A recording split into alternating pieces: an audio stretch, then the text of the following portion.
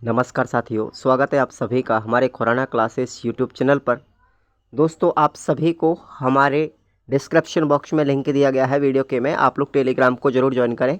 और आज की इस क्लास में हम बात करेंगे साइकोलॉजी का पॉइंट है हमारा अंतर्दृष्टि एवं सूझ का सिद्धांत। तो साथियों, इसके बारे में हम चर्चा करेंगे आज की इस क्लास में। पूरा लास्ट तक आप लोग इस सिद्धांत को पढ़ेंगे।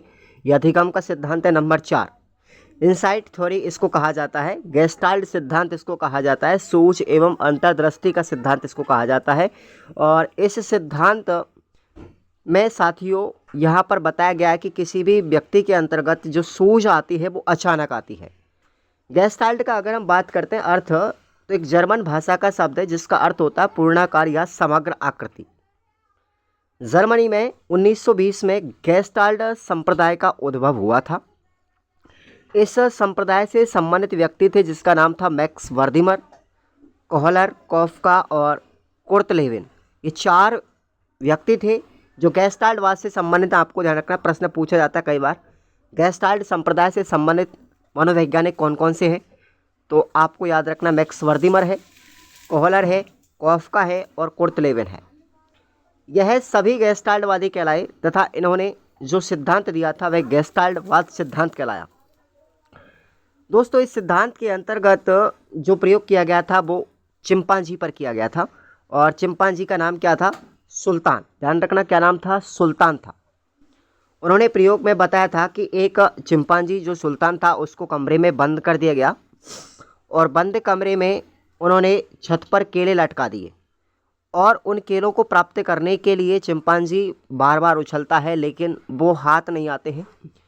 तो चिंपांजी के मन में अचानक से एक सूझ आती है और सूझ के माध्यम से उस कमरे में पड़ी हुई 2 लोहे की छड़ थी, छोटी छोटी, उन दोनों लोहे की छड़ों को आपस में जोड़ करके वो केलों को प्राप्त कर लेता है।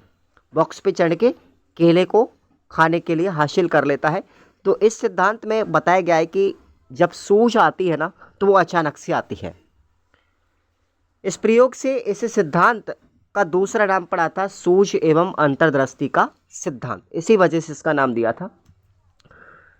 इस सिद्धांत से, इस प्रयोग से, इस सिद्धांत से कुछ नियम भी निकल करके आते हैं और उन नियमों को आपको याद रखना है। 4 नियम निकल के आते हैं। पहला है हमारा संरचनात्मकता का नियम, दूसरा है समानता का नियम, तीसरा है समीपता का नियम और चौथा है सरलता का नियम। ये 4 नियम आपको याद रखने हैं जो इस सिद्धांत के अंतर्गत आते हैं। अगर हम बात करते हैं यहाँ पर इस प्रयोग की, अगर बात करें तो इस प्रयोग ये जो सिद्धांत है अंतर्दृष्टि एवं सूझ के सिद्धांत के प्रवर्तक कौन है? मैक्स वर्दिमर है। प्रयोग किसने किया था? कोहलर ने किया था। और सहयोगकर्ता कौन है? कॉफका और कुर्तलेविन है। ये चारों व्यक्तियों के नाम याद रखना है। शैक्षिक महत्व की अगर हम बात करते हैं यहाँ पर, तो इससे शैक्षिक महत्व मिलता है कि छोटे बालक जिनकी बुद्धि का पूर्ण विकास नहीं होता है या नहीं हो पाया है, उनके लिए प्रयास एवं त्रुटि के द्वारा सीखते हैं। अब आप लोगों को मैं थॉर्नडाइक साहब का जो प्रयास एवं भूल का सिद्धांत है, प्रयास एवं त्रुटि का सिद्धांत है उसमें, और कोहलर के द्वारा दिया गया सूझ का सिद्धांत, इन दोनों में अंतर मैं आपको बता रहा हूँ। थॉर्नडाइक साहब कहते हैं कि छोटे बच्चों को सिखाया कैसे जाता है? प्रयास एवं त्रुटि सिद्धांत के द्वारा, कि बच्चे गलतियां करते हैं फिर सीखते हैं। लेकिन किशोर जो होते हैं, वयस्क जो होते हैं, उनमें बुद्धि का पूर्ण विकास होने की वजह से उनमें जो सूझ आती है, उनमें जो सिखाना होता है, अधिगम कराना होता है, वो अचानक से कराया जाता है, सूझ के द्वारा होता है, अंतर्दृष्टि सिद्धांत के द्वारा होता है। तो ये आप लोगों को पहला ये शैक्षिक महत्व जो आपको याद रखना है। पाठ्यक्रम का निर्माण, किसी भी पाठ्यक्रम या किसी भी विषय वस्तु का जो निर्माण होता है वो गेस्टाल्टवाद सिद्धांत के आधार पर होता है। ये भी आप लोगों को ध्यान रखना है। पूर्ण से अंश की ओर शिक्षण सूत्र भी इसी सिद्धांत की देन है। पूर्ण से अंश की ओर, इसका मतलब आपको ध्यान रखना है कि पूर्ण से अंश की ओर कोई भी शिक्षण सूत्र चलेगा तो वो गेस्टाल्टवाद सिद्धांत पर आधारित है। अध्यापक को चाहिए कि वह बालकों को समस्या का पूर्ण ज्ञान करावे। यदि समस्या के प्रति ज्ञान पूर्ण नहीं है यानी अपूर्ण होगा तो अंतर्दृष्टि विकसित नहीं हो सकेगी। ये भी आपको ध्यान रखना है, महत्व है इसका ये। विज्ञान, गणित, व्याकरण जैसे कठिन विषयों को सीखने और सिखाने के लिए गेस्टाल्ट सिद्धांत बहुत उपयोगी है। इस सिद्धांत के द्वारा कल्पना शक्ति, विचार शक्ति, निरीक्षण शक्ति आदि मानसिक योग्यताओं का क्या होता है, विकास होता है। अनुसंधान व समस्या समाधान के क्षेत्र में भी इस सिद्धांत की मुख्य भूमिका है। यह सिद्धांत यांत्रिक तरीके से सीखने का खंडन करता है तथा तार्किक तरीके से सीखने पर बल देता है।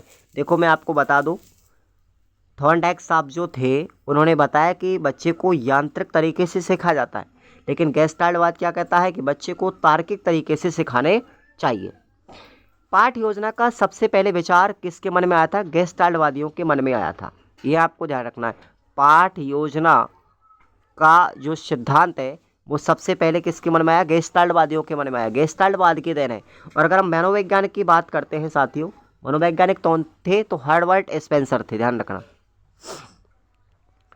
आगे हम बात करेंगे साथियों अगली क्लास के अंतर्गत सामाजिक अधिगम का सिद्धांत, जो अल्बर्ट बांडुरा के द्वारा दिया गया था।